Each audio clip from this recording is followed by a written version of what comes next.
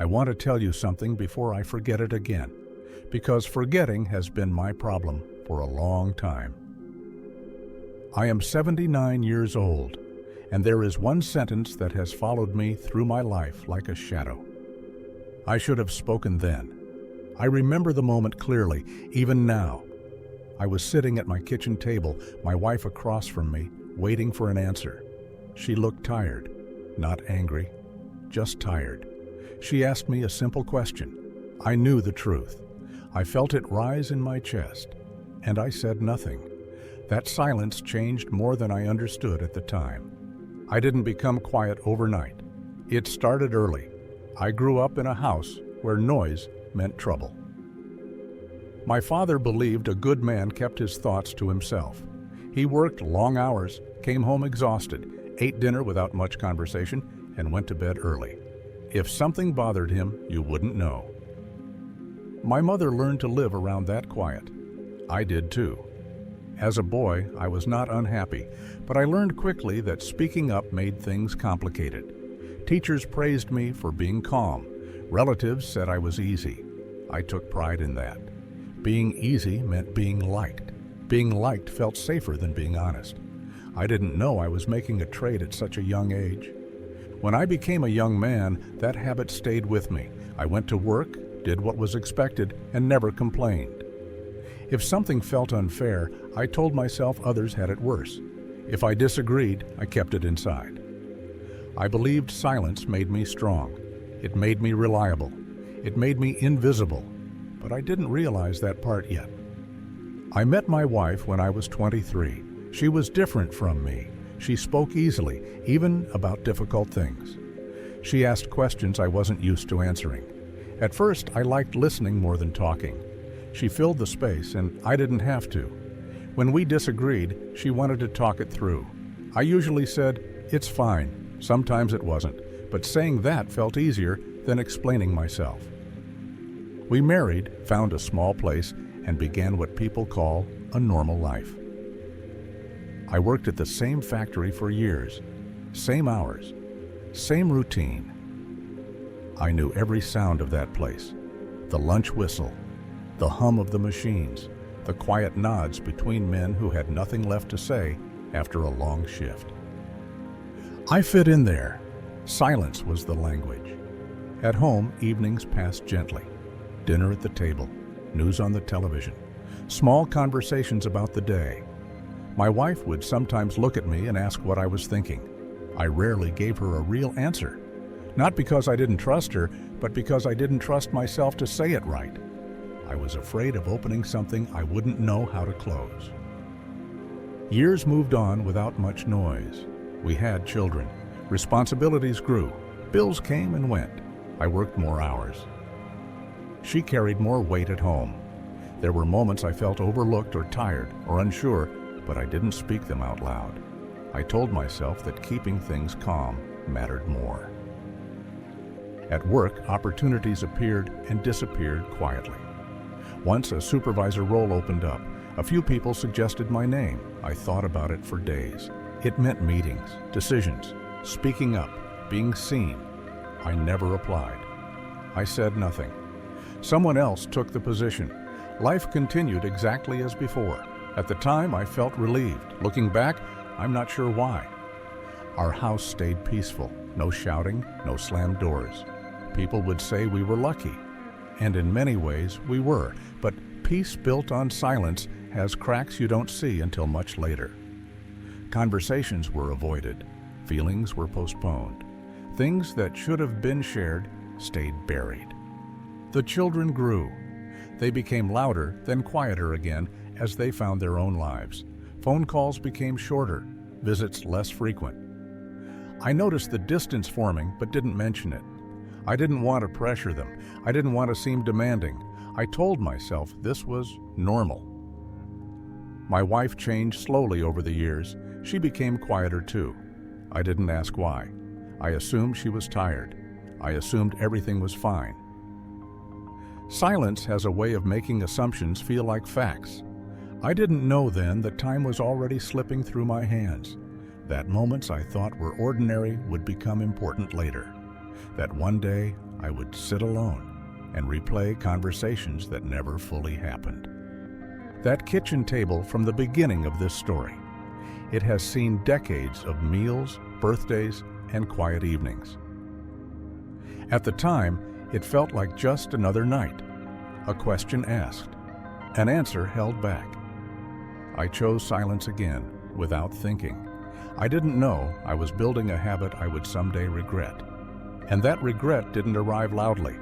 It arrived slowly, the way age does, one unnoticed day at a time. Somewhere along the way, I stopped noticing the years. That may sound strange, but it's true. Days felt full, and then suddenly they were gone. 1 year blended into the next. I still went to work, still came home, still sat at the same table. Silence had become so normal that I didn't realize how much space it was taking up. There was a moment years before my wife got sick that I think about often now. We were sitting in the living room, late evening, the house quiet except for the television. She turned to me and said she felt lonely. Not alone, lonely. I remember feeling surprised. I was right there. I wanted to tell her that I felt the same sometimes, that even being together, I often felt separate, but the words didn't come out. I said something small instead, something safe. She nodded, but her eyes told me it wasn't enough. That was one of the times I should have spoken. I didn't know how important it was until much later. Life kept moving forward. Our children left home. The house became quieter, but I didn't question it. Quiet had always felt familiar. We adjusted, we aged, we slowed down. I retired. Mornings lost their urgency. I started noticing things I had ignored before. How long she stood at the sink, how often she looked tired, how little we talked about anything real. Then she got sick. At first, it was just small things. Doctor visits, tests, waiting rooms. We told ourselves it was nothing serious. I sat beside her, holding her bag, listening to the doctors speak. I asked very few questions. She asked more. I let her. That was our pattern. I thought being calm was helpful. I thought staying quiet made things easier for her. When the diagnosis finally came, it didn't arrive with drama. It arrived in a quiet room, spoken carefully. I remember nodding. I remember squeezing her hand. I remember not saying what I was thinking. I didn't tell her how afraid I was. I didn't tell her how much I needed her. I didn't want to add to her worry. Or maybe I didn't know how to be honest without breaking something. Those months passed slowly. I cooked. I cleaned. I drove her to appointments. I sat with her at night when sleep wouldn't come. We talked more than we had in years, but even then, I held back. There were things I wanted to say. Apologies I had rehearsed silently. Feelings I had hidden for decades. Each night, I told myself there would be another chance tomorrow. Here is the part that still wakes me up sometimes. The night before she died, she asked me if I was okay. She was lying in bed, weak, her voice soft. She looked at me the way she had looked at me so many times before, waiting, not pushing. I felt everything rise at once. Fear, love, regret, gratitude, all of it, and I said yes. I said I was okay. It was a lie made of habit. Silence had taught me how to lie without meaning to. She smiled. She fell asleep. She didn't wake up again. After that, the house changed in a way I can't fully explain. Objects stayed where they were, but they felt wrong. Her chair, her cup, her shoes by the door. Silence stopped feeling calm. It felt loud. I started talking out loud just to hear a voice. Simple things. Comments about the weather, about the news, about nothing at all. That was when another realization hit me, and it was harder than the grief itself. I had spent my life avoiding difficult conversations, and now there was no one left to have them with. All the words I saved were suddenly useless.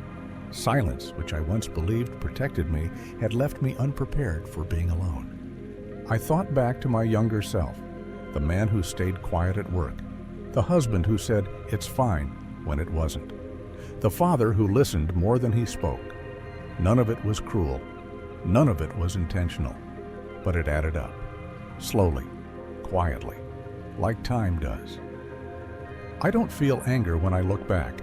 Mostly, I feel a soft kind of sadness, the kind that settles in your chest and stays there. I lived a decent life. I loved people. I was present. But I wonder how much deeper things could have been if I had spoken more honestly, if I had trusted my voice as much as my silence.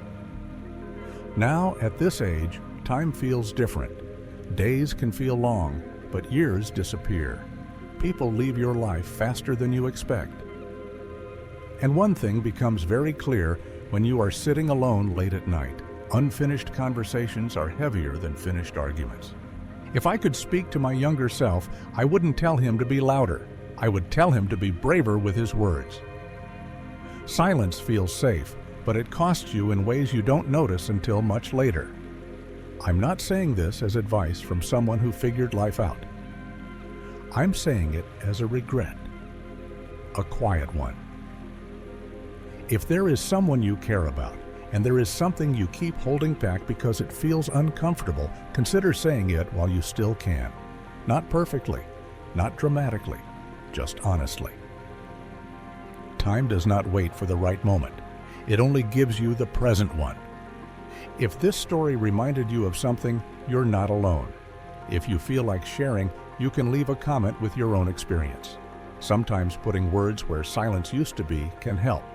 And if you know someone who might need to hear this, consider sharing it with them. Thank you for sitting with me for a while. And if you'd like to hear more stories like this, you can subscribe. I'm still learning how to speak, even now.